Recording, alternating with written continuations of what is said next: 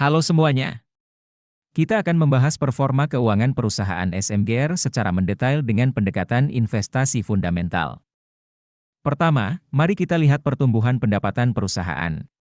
Selama 1 tahun terakhir, pendapatan perusahaan mengalami peningkatan sebesar 2,7% menjadi Rp37.439 miliar dari sebelumnya Rp37.972 miliar.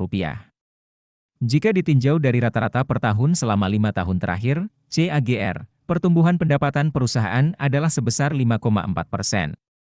Kesimpulannya, pendapatan perusahaan mengalami pertumbuhan yang cukup stabil, meskipun ada sedikit penurunan pada tahun terakhir. Selanjutnya, mari kita lihat performa perusahaan berdasarkan laba bersih yang dihasilkan.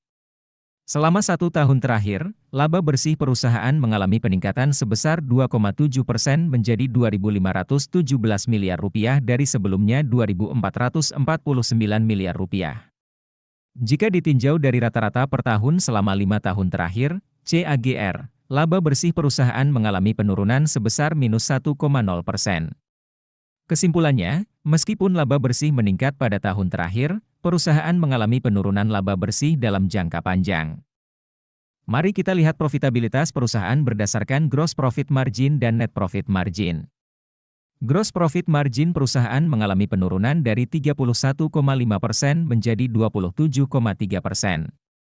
Sedangkan net profit margin perusahaan mengalami kenaikan tipis dari 6,4% menjadi 6,7%. Perubahan tersebut menunjukkan adanya penurunan efisiensi dalam pengelolaan biaya perusahaan.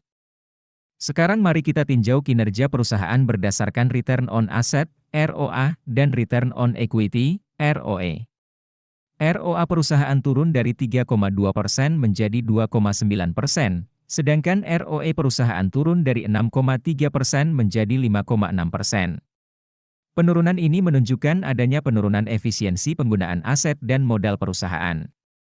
Oleh karena itu, perusahaan perlu mengambil langkah-langkah untuk meningkatkan kembali ROA dan ROE.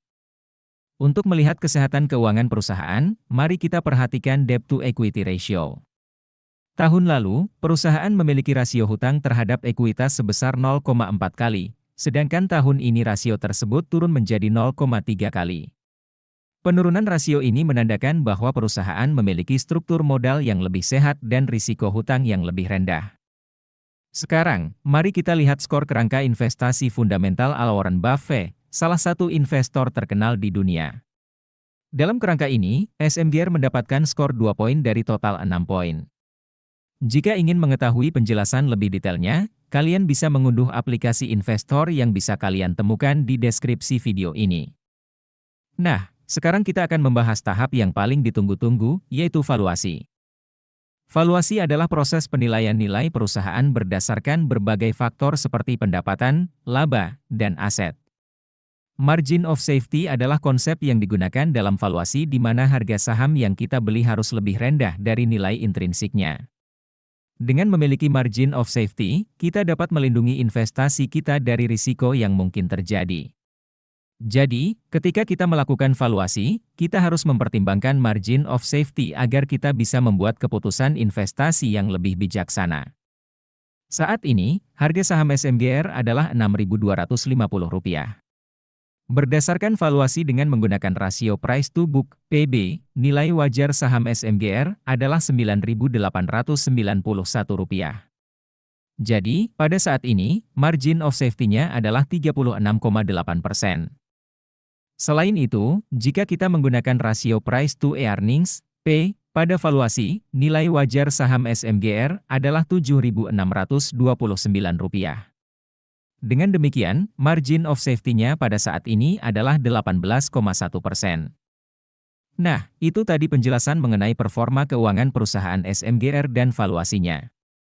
Tetap lakukan analisis pribadi kalian dan tanggung jawab atas setiap keputusan investasi yang kalian ambil.